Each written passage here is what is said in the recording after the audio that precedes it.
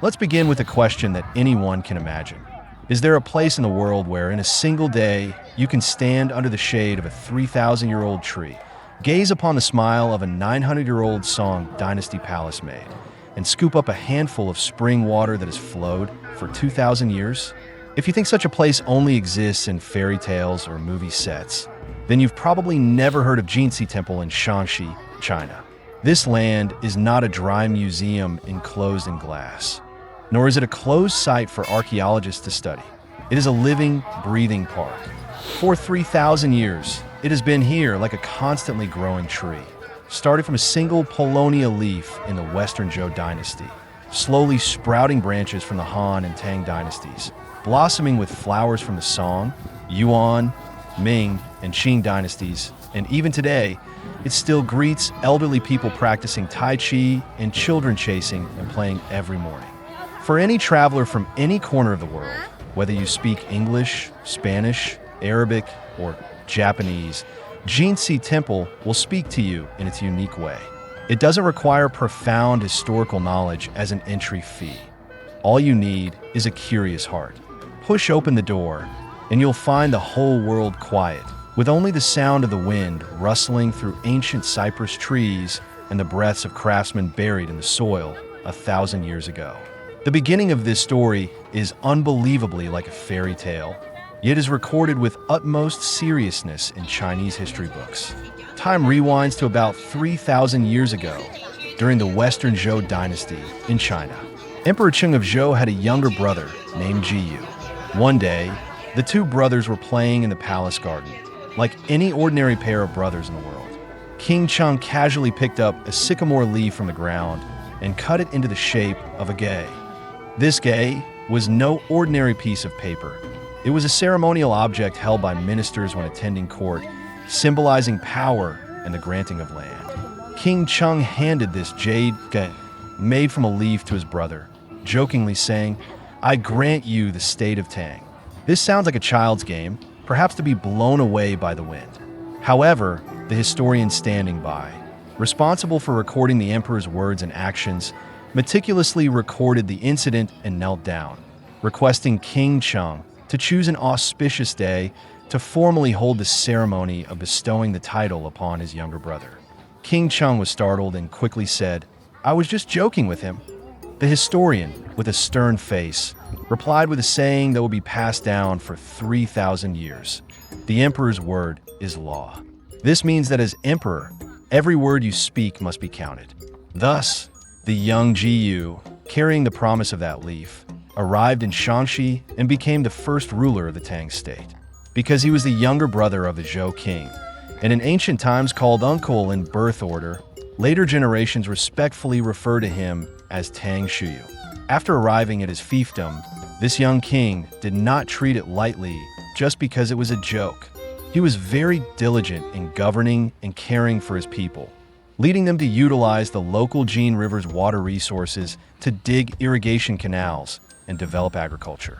Under his rule and that of his descendants, this land became prosperous and wealthy, and the people lived in peace and contentment. The state of Tang, and later the state of Jin, became a powerful state that dominated the region. It could even be said that the roots of the later dominant state of Jin during the spring and autumn period were here. To commemorate this wise, founding ruler, people built a shrine to him in the core area of his rule at the source of the Jin River, naming it Tang Shuyu Shrine. This was the earliest prototype of Jinci Temple. Even more interestingly, Tang Shuyu's descendants later expanded his fiefdom and built a city called Jinyang City, the predecessor of today's Taiyuan City. Therefore, even today, Taiyuan residents proudly tell you an old saying, "First came Jinci Temple, then came Taiyuan City." Who would have thought? A leaf, a joke, a phrase like the emperor's words are not to be taken lightly. We're like a pebble thrown into a lake, creating ripples that have traveled through 3,000 years, not only laying the foundation for a powerful nation, but also nurturing a city that has endured for 3 millennia. Isn't the starting point of this story more wondrous than any myth or legend you've ever heard? From this somewhat playful, yet supremely sacred starting point, Jinci did not become a forgotten ruin forgotten by the winds of time, like many ancient sites around the world. On the contrary, for over 2,000 years, people of successive dynasties, like a relay race, continuously added to this land the architecture, sculptures, and gardens that their era was most proud of. A renowned scholar once said that if ancient architecture across China is likened to scattered pearls, then Jinci is the golden thread that strings them together, and it itself is the most dazzling jewel.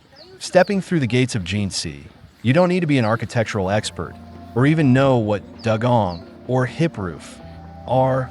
You only need to use your eyes and heart to feel, and you will discover a beauty that transcends language. This beauty, which can be understood by both East and West, is called harmony and spirit. Let's start from the central axis of Jinci, moving from east to west, step by step, into this frozen moment in time. Upon entering the main gate, your gaze will be drawn to a tall and imposing pavilion, the Water Mirror Pavilion. It's an ancient stage, its name inscribed on a plaque. The name comes from the ancient Chinese Book of Han. Specifically, the phrase clear water and a bright mirror cannot hide one's true nature, meaning that a pool of clear water and a bright mirror can reflect things perfectly clearly. This metaphorically represents the themes of loyalty and treachery, good and evil, joy and sorrow, all portrayed on the stage, reflecting the realities of human life like a mirror. Imagine hundreds of years ago, during temple fairs or sacrificial ceremonies, the place would be filled with the sounds of gongs and drums, drawing people from dozens of miles around to watch the performances. What a lively scene! Passing through the Water Mirror Pavilion and crossing a small bridge called Meeting Immortals Bridge, you'll arrive at the Golden Man Pavilion. This is a square stone platform with a majestic iron-cast warrior standing in each of the four corners. Don't underestimate these Iron Men. They were cast during the northern Song Dynasty, making them over 900 years old. The oldest of them was cast in 1097 AD.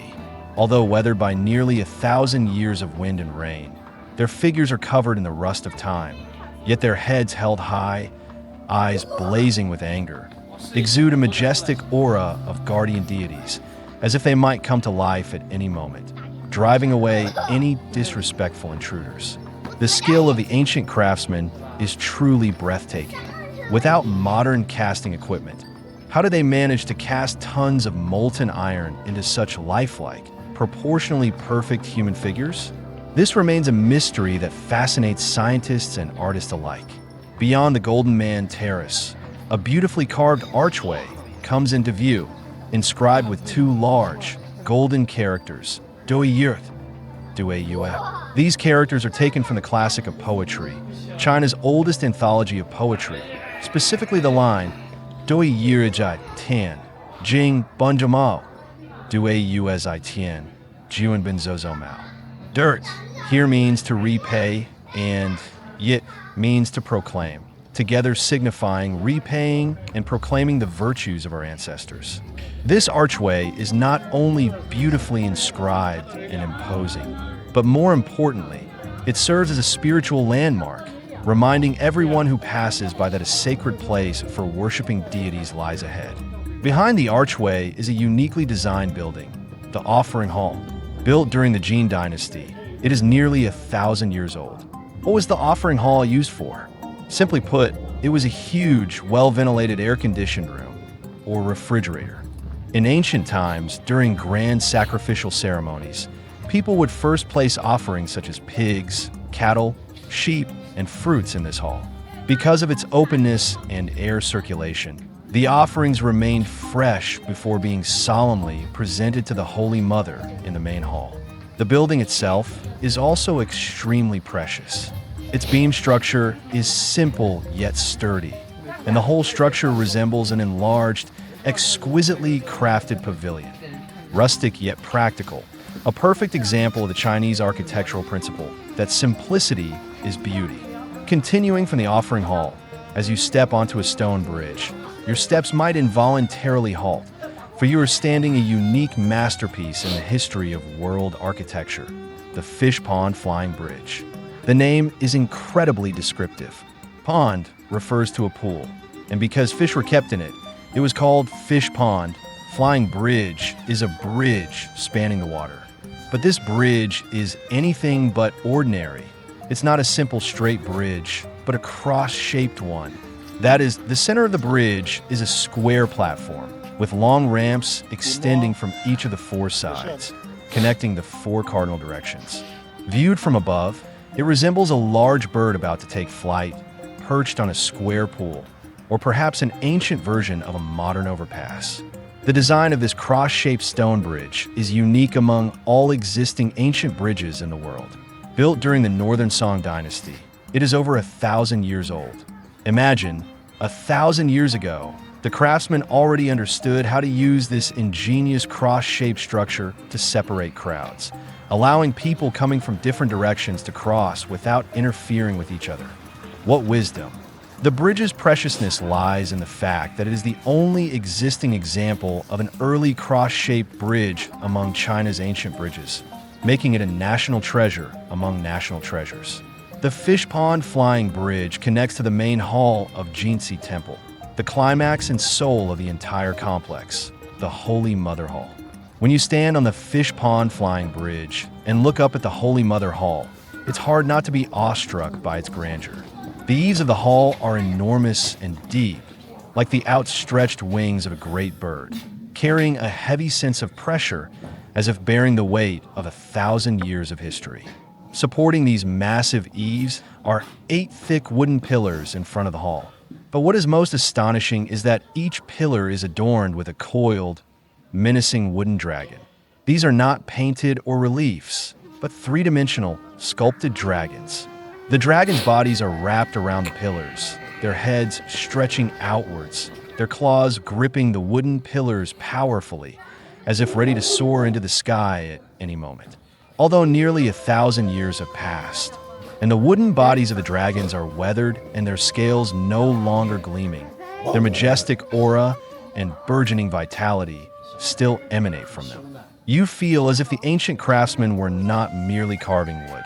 They seem to have infused the soul of the dragons into them, granting these wooden dragons immortal life. Entering the Hall of the Holy Mother, the central figure seated is the Holy Mother, the mother of Shu Yu, who was in theft in Tang. Her name was Yi Jiang. Her status was extraordinary. She was the wife of King Wu of Zhou and the daughter of Jiang Ziya. Yes, the very same Jiang Taigong who, in mythology, fished with a straight hook and pulled King Wen's chariot. Therefore, this Holy Mother can be considered a typical example of being born with a silver spoon in her mouth. Her husband was the founding emperor, and her father was a godlike strategist and father-in-law of the emperor. But what truly makes the Hall of the Holy Mother famous is not the Holy Mother herself, but the 43 colorful clay sculptures standing beside her. If your impression of ancient sculpture is still limited to expressionless, aloof deities, then your understanding of sculpture will be completely refreshed when you see these 43 Song Dynasty maidservant statues in the Hall of the Holy Mother. Although they are merely maidservants, that is, servants who attend to others, they are by no means monotonous background figures. You can get closer and observe them carefully. You will see that some maidservants wear a faint, seemingly satisfied smile. Perhaps they have just received praise from their master.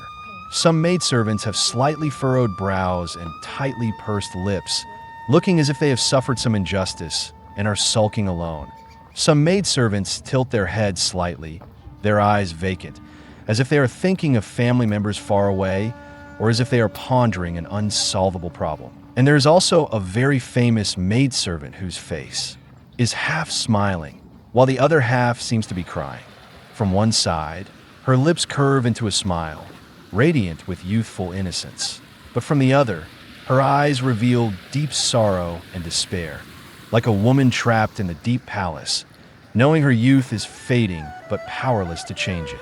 These two expressions on the same face vividly portray the court life of that era and the complexities and contradictions of human nature. These maids carry different things. Some hold food boxes, some dressing mirrors, some musical instruments, some brooms. Their postures also vary. Some stand gracefully, some slightly hunched, some turning sideways. Their hairstyles, clothing, and expressions are all modeled after the real palace maids of the northern Song Dynasty. Ancient, nameless artisans, using the most ordinary clay and pigments, sculpted eternal souls for these women forgotten by history. Standing before them, you're no longer a visitor, but a listener. You can almost hear their whispers, their quiet giggles, their silent sighs. When a master sculptor, Liu Kaiku, saw these sculptures, he exclaimed what is perhaps the most insightful assessment of the Jinci maidservant statues. This is human society, an unforgettable, lyrical, and beautiful realm. Indeed, here you don't see lofty gods.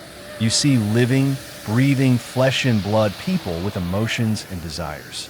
Their joys and sorrows, transcending nearly 1,000 years, still strike your heart with such precision. This is the ultimate magic of art.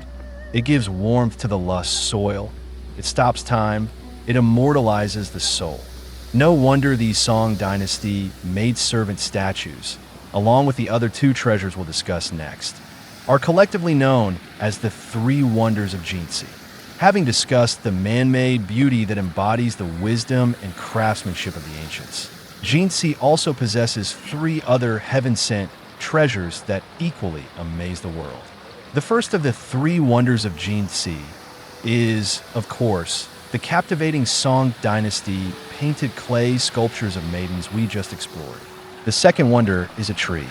To the right of the Holy Mother Hall, on the north side, you'll see an ancient cypress tree that looks as if it's about to topple over, leaning precariously against the roof of the main hall. This is the Zhou cypress, known as the sleeping dragon cypress. Scientists, using modern technology, have determined that this cypress is approximately 3,000 years old. That is to say, it was planted almost at the same time as the story of Jinci and the legend of the enfeoffment of a younger brother with a paulownia leaf. 3,000 years ago, when Jiyu, holding a paulownia leaf, first set foot on this land, this tree was probably just a fragile sapling. Today, it is a giant tree so thick that it takes several people to encircle it. It no longer grows straight upwards, but like a reclining dragon, slowly and steadily leaning its body towards the roof of the Holy Mother Hall. It seems like a loyal, aging guardian, bowing its back to shelter the magnificent hall beneath it from wind and rain. What's truly moving is that, just as it was about to collapse, later generations planted a young cypress tree beside it. This supporting cypress braced against the trunk of the Zhou cypress, like children and grandchildren supporting their aged ancestor, together weathering the storms of time. Nearly 1,000 years ago, during the Song Dynasty, the great scholar Ouyang Xiu visited this place, and upon seeing this ancient cypress, couldn't help but write a poem in praise. The land spirit nourishes the plants and trees, the ancient cypress, shrouded in misty green. He marveled that it was the spirit of this land that nurtured this ancient cypress, enveloping it in a vast, ancient aura. 1,000 years have passed. Ouyang Xiu's poem has become our ancient text, and this Zhou cypress still stands tall, continuing to add its rings. Standing before it, you feel a profound and indescribable awe. This is no longer an abstract concept like human beings appear insignificant in the face of history, but rather you're truly standing before a life form that has lived for 3,000 years, looking at its rough bark, brushing against its branches that stretch out like a writhing dragon. How many dynasties has it witnessed rising and falling? How many emperors and generals' impassioned speeches and talented scholars and beautiful women's soft chants has it heard? Imagine you're standing beneath an ancient tree that's over 3,000 years old. This tree, a cypress from the Zhou Dynasty, existed as a seed before many stories in the Old Testament were written down, and the Olympic Games of ancient Greece were still centuries away. It stands here quietly, watching dynasties rise and fall, witnessing humanity's journey from the Bronze Age to the Space Age. This magical place is Jinci Park in Taiyuan, Shanxi, China. It's not just a park. It's a living, breathing museum, an epic written in stone, wood, and water. Many tourists to China know of the magnificent Forbidden City in Beijing, the dazzling lights of the Bund in Shanghai, or the exquisitely beautiful private gardens of Suzhou. But if that's all you know, you've only seen half of China.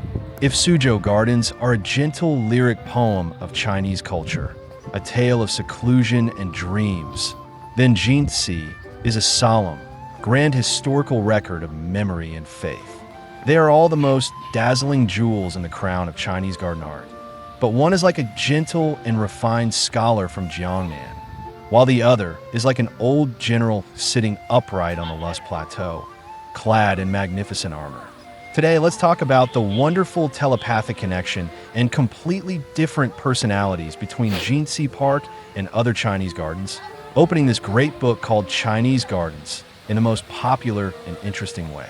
First, let's talk about their biggest similarity, whether it's Jinci or the humble administrator's garden and lingering garden in Suzhou thousands of miles away, or even the huge imperial garden, the summer palace in Beijing.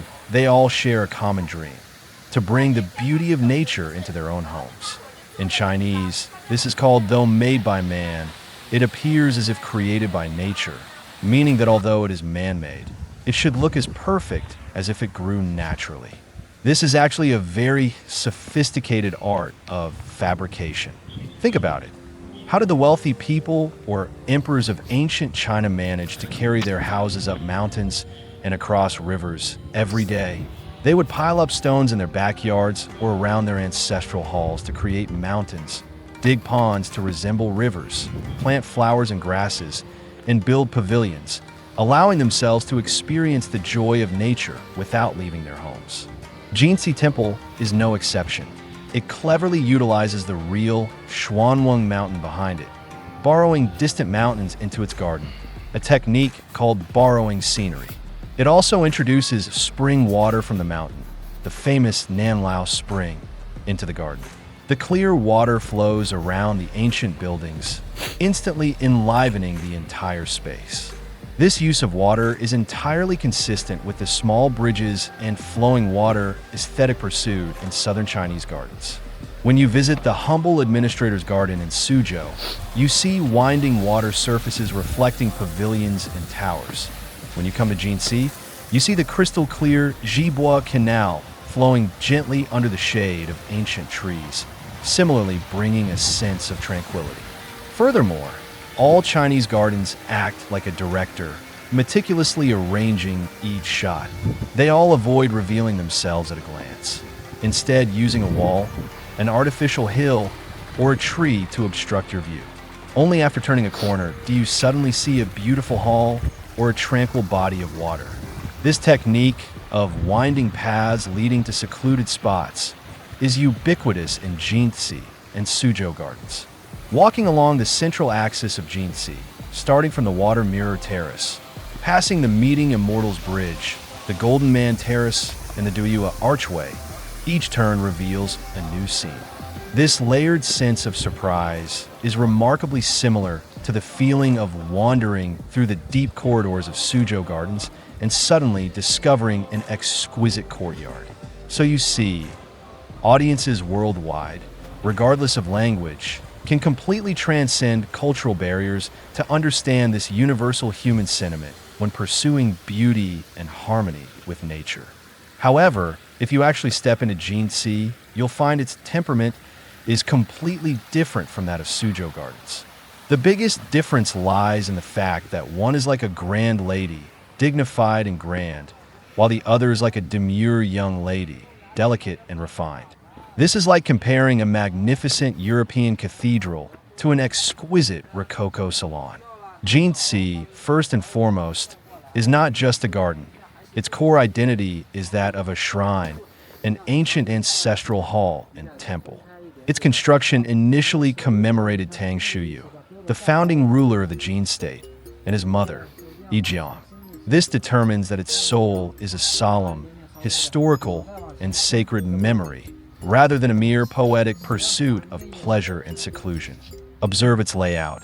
Although it is well arranged, there is a very clear central axis running from east to west. The main buildings, such as the Water Mirror Terrace, the Offering Hall, and the Holy Mother Hall, are firmly situated on it, giving a sense of unshakable order and power. This is similar to the Forbidden City in China, which emphasizes symmetry and majesty. In contrast, Suzhou's private gardens, being personal retreats, emphasize freedom and spontaneity. They deliberately avoid a straight central axis.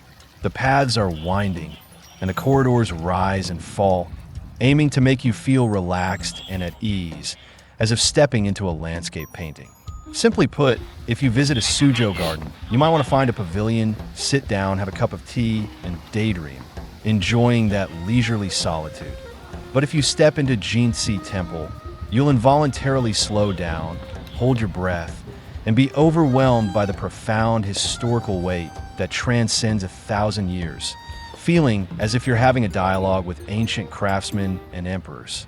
Next, let's talk about the different feelings brought about by their age and materials. The treasures in Jinci, those 3,000-year-old Zhou cypress trees and 1,300-year-old Tang Dynasty locust trees, are things you absolutely cannot see in Suzhou gardens. Most Suzhou gardens were built during the Song, Yuan, Ming, and Qing dynasties, especially the Ming and Qing periods. Their beauty is a meticulously maintained, eternally youthful beauty. The beauty of Jinci, however, is a vegetarian beauty. This word is very interesting. Vegetarian means old and ancient, while moist means still vibrant and full of life.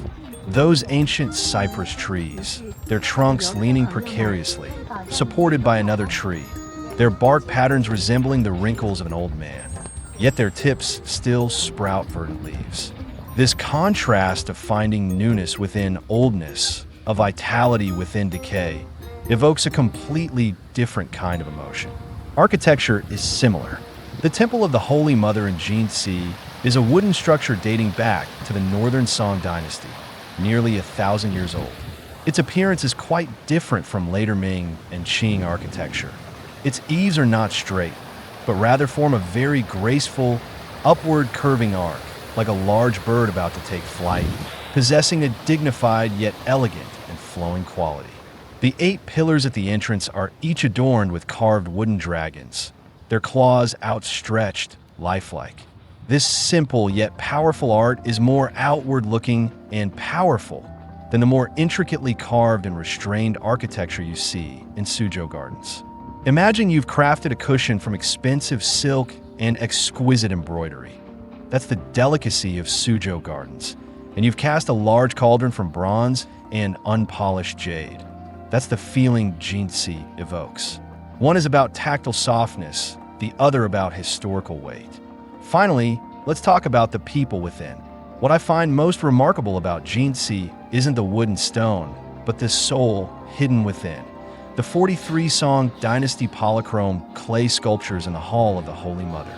It's practically a frozen scene of Song Dynasty court life. In the center sits the solemn Holy Mother, but what truly captivates you are the maidens standing on either side.